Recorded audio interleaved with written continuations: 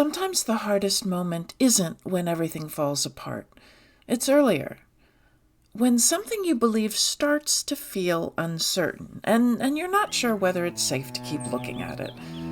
You're not sure whether or not it's safe to change your mind. Welcome to Spiritual Geography. I'm Joni Miller.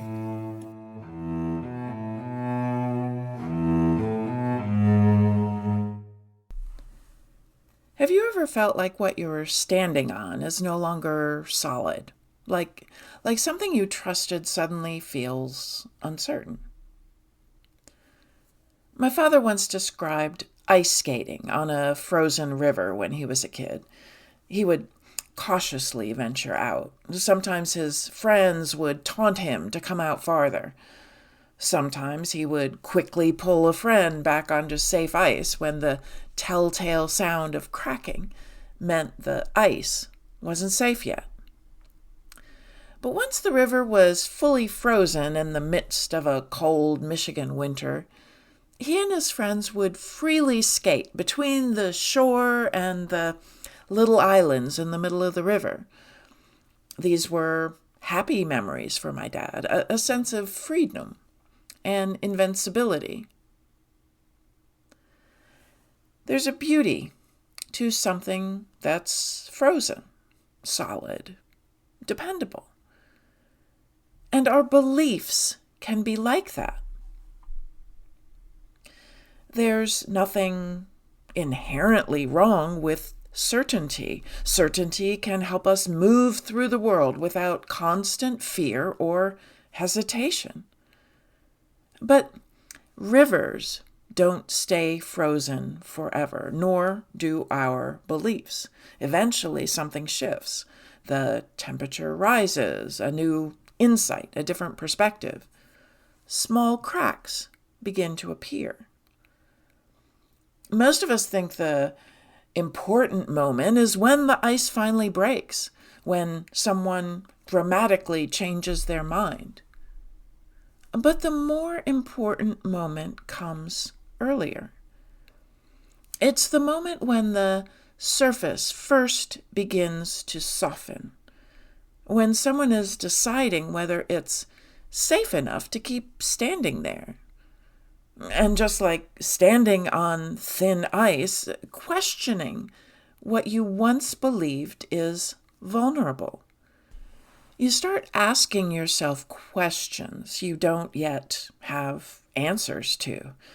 You wonder what it might cost to keep looking. Am I safe? Will I still belong?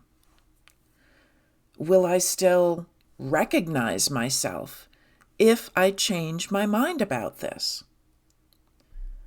That's a fragile moment, and it's an important part of being human. If we're honest, we've experienced both sides of this. Sometimes we've been wed to a belief and reluctant to let that go, even when those around us saw something entirely different.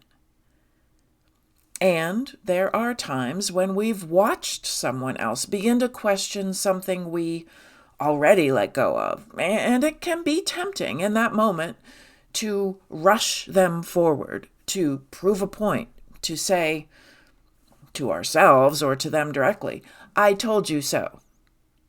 But change rarely happens when people feel pushed or humiliated.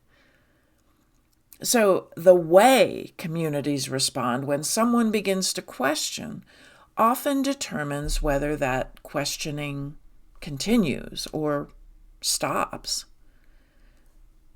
Safety matters. And people need emotional safety, relational safety, sometimes even physical safety, to keep looking at something that unsettles them. When people feel unsafe, as if the cost of questioning is exile or shame, they retreat. The ice refreezes. But Safety isn't the whole story. Change also requires honesty. At some point, each of us faces a subtle decision point.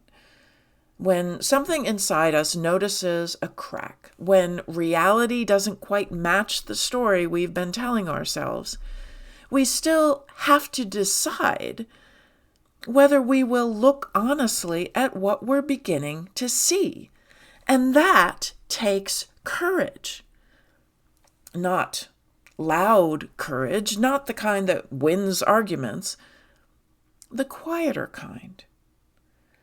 The courage to admit confusion, to tolerate uncertainty. The courage to stay present when it would be easier to look away. Changing your mind isn't weakness. Often it's an act of bravery. It means allowing reality to revise you. Frozen rivers feel safe because they are still. But rivers are meant to move.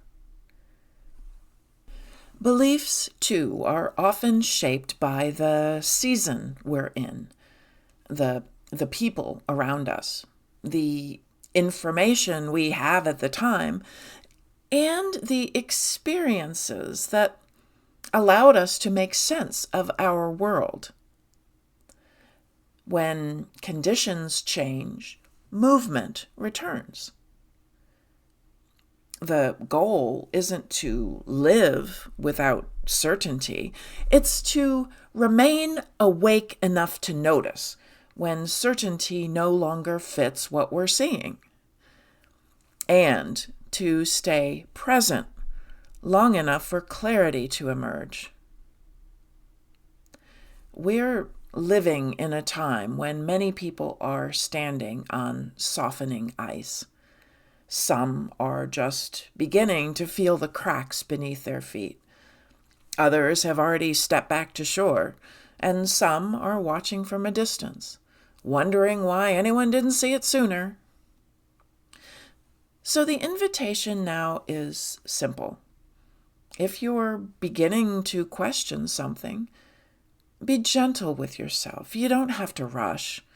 You only have to stay honest enough to keep looking.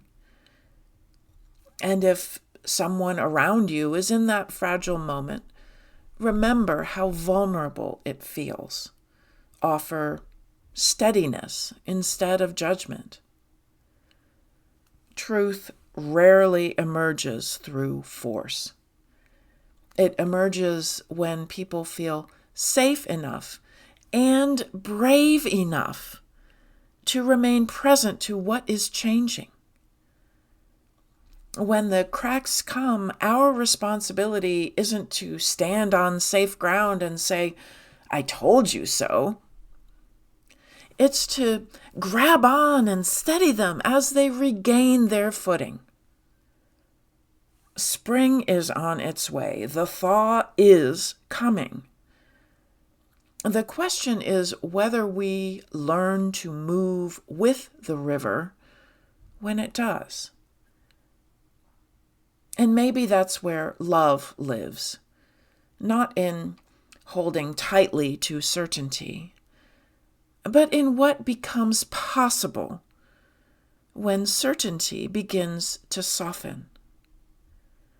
In the courage to stay present with one another as we grow. As we grow more love.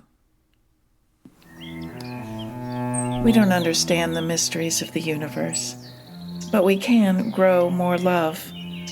Love for ourselves, love for others, and love for the infinite mystery that lays beyond our understanding. Thank you for tuning in.